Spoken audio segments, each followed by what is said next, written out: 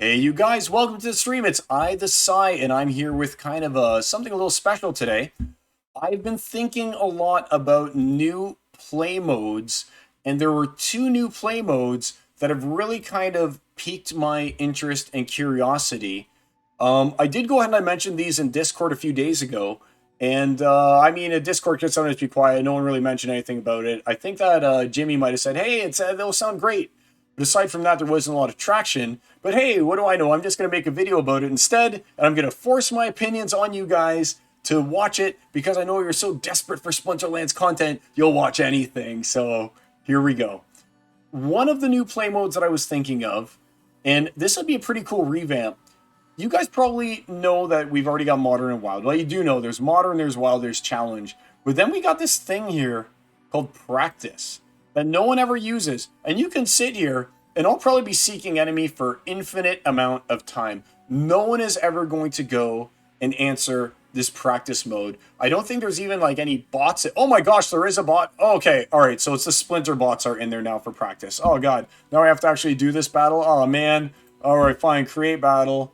Let's see here. We'll do it real quick. I think that their bots are so bad in this that I mean they can't win anyway. So no neutral, no heal. I'll just pop this guy in front and see what happens. He's got magic reflect. It's a 1-star. Yeah, he's just going to get magic reflect to death, hopefully, and we can move on. So basically practice mode is just a couple chumps that are in there, a couple Splinterlands bots. No one ever uses practice mode. Using practice mode is pretty much like the weakest thing that you can do. I mean, it's barely even practice. You can see what they're doing here. But either way, it exists. Now, in a lot of the other games that I've played, there is no real practice mode. It's just called play. And that's it. It's just called play. There's play, and then there's ranked. So what we're always doing when we click on Modern and Wild, we're playing the equivalent of ranked play, right? But what can we do with this practice mode to actually give it some value other than meeting a Splinterlands bot with a 1-star deck, pretty much, right? Which is, I guess, what they're doing right now. So they're like, hey, if you're a new player, you want to get some experience, go and practice, you'll get a bunch of 1-star battles, and that'll be that, right? So there's also talk about, since the ECR changed, and now you get, where is it, energy, instead of like ECR. People are saying, oh, I don't want to buy energy. Like, if you take a look, for instance, for me, I'm in champ mode, right? For me to go and buy even one energy, let's move it up one, purchase energy 1, is going to cost me 500 DEC. So basically 50 cents to buy a single energy. And I don't think a lot of people are doing that, especially since, well, I shouldn't say a lot of people. I should say in bronze, people are probably doing it because it's like 1 DEC or something like that. And if you were to buy it for 1 DEC and you were to earn your 0.02 SPS, that 0.02 SPS is worth more than the 1 DEC. So, I mean, it's beneficial to buy energy in bronze, right? If you're just going to roll bronze that way, it's actually to your benefit to do so. But for most of us who are like beyond bronze, the purchasing of additional energy doesn't end up working out that well. And some of us are stuck saying something to ourselves like, hey, I'd like to play more rounds, but I'm either out of energy or I have a little bit of energy left, but I don't want to play in ranked right now. I want to break from ranked. It's maybe the end of the season and I don't want to compete anymore. I'm happy with my leaderboard spot, whatever. Or I just want a chance where I can practice, maybe against other players, but not have to risk losing points because I want to try some new rebellion strategies or something like that, right? So what I was thinking as one of the new modes, we could use practice. We could convert it straight up, take away practice, and just turn it into play. And we could turn Modern and Wild into ranked, right? Which would then have within ranked Modern and Wild.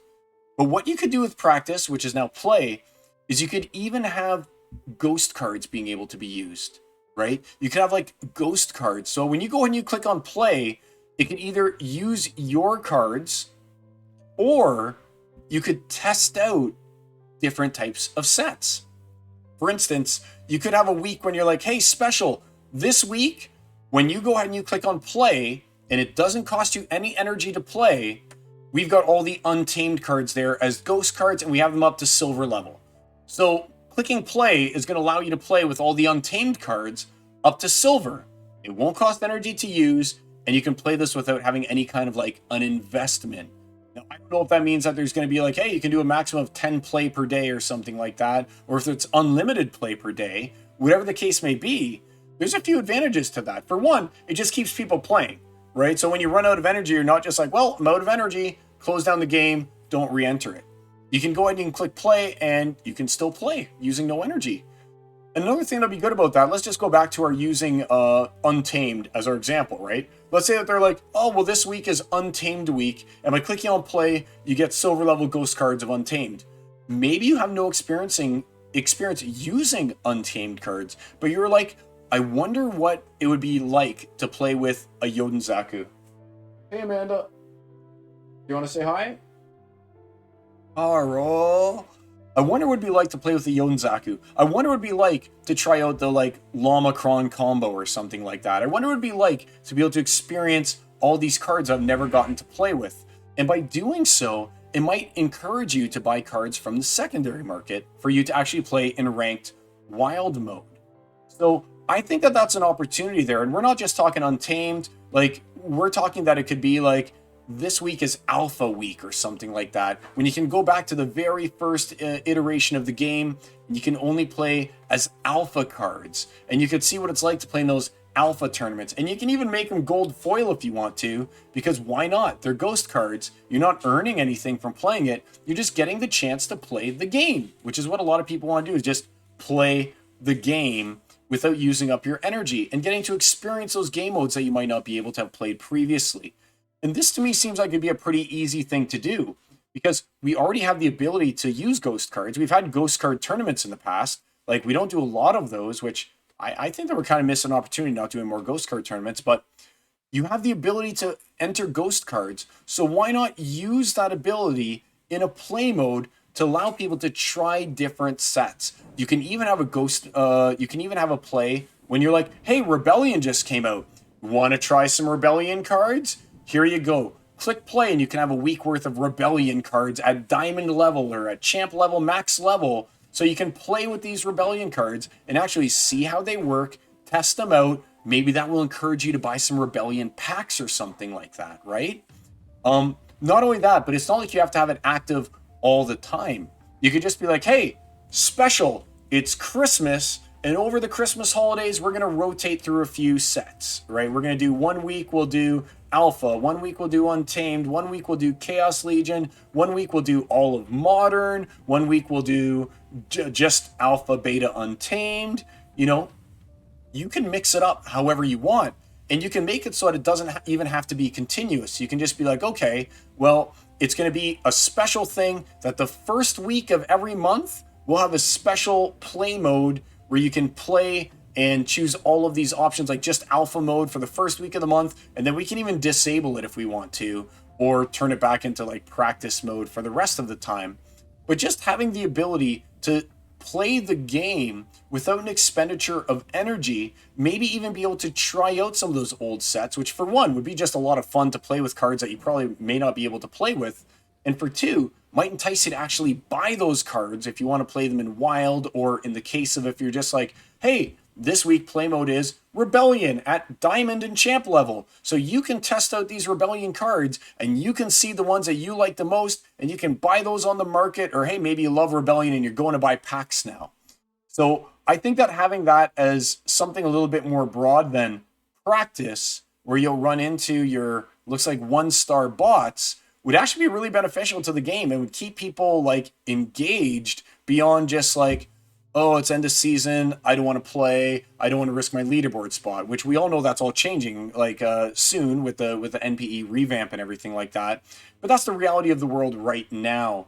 And even with a revamp, I mean, what better a way than to get new players hooked than to be like, hey, new player, you want to try this game without having to have a, let's take a look, an $11,000 collection to play in champ mode, modern, or something like that, right? Why don't you just go ahead and click on play during our special Rebellion featured testing week, or 2 weeks, or month, or whatever they end up making it. You can play with all the ghost cards. You can see what it is that you're missing out on. Or, like I said, with the new player experience revamp, when there won't be leaderboard necessarily in the future, and you can play any kind of card that you want. As long as you have the summoner up to the proper level, you can play any level of card. I mean, why not go and test it out? You know, it's like, all right, I've always wondered how good is it if I did have the shield on my Silver Blade, whatever his name is. Let's find him. How good is it if I had the shield on my Silver Blade fighter? Because right now I've only got a Silver Blade fighter up to 5-star. I mean, how big is the difference going to be if I get it up to having this protect? You'd be able to test that out. You'd be able to find out whether or not the cards that you want to upgrade, whether or not you enjoy the playstyle and the advantage that they give to bring them up. So lots of benefits to just going ahead and being able to actually go and play. Like that Avena of the Wolf that you just saw over here, this Avena of the Wolf.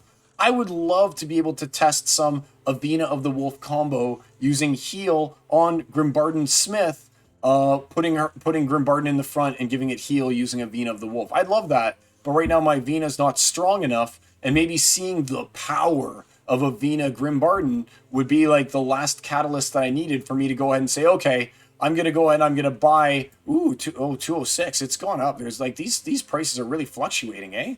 I'm going to go and I'm going to buy the last of the Avena of the Wolf I need to bring it up to the 8-star that I need it to be. And I'm going to pull that trigger, you know? So I feel like that would be a really good play mode, something for you to do without energy. You could also go and you could put a limit on it. And by putting a limit on, if you're like, hey, you know what? You've got 20 tokens a month or something like that, or you've got 25 tokens a month, or you got 100 tokens a month that allows you to play in this play mode, not practice, but play mode we'll call it now.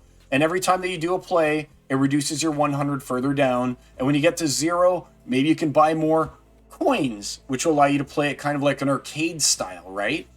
And not only that, but if you were to do that, if you were to be like, how many play coins does the player have, right? Which there's no benefit to it other than playing, you know? And you were to get to 0, or you're going to start with like 50.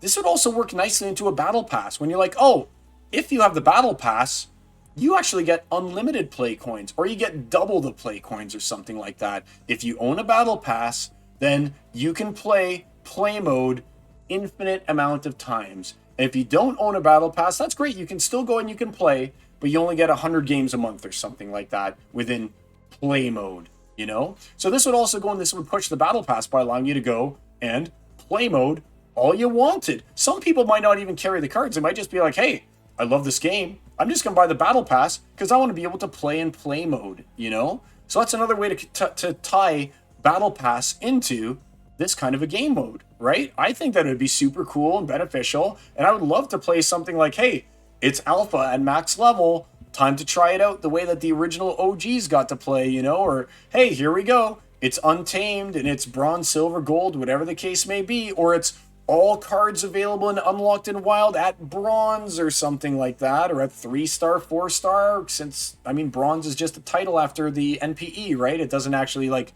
lock you into a league. But I think that's a really good idea, is getting rid of practice altogether, turning it into play, making play fun with, like, maybe ghost cards, giving you an amount of credits, and then maybe having the battle pass be like, P.S., your credits are now infinite if you have a battle pass, so you can just play all you want, you know?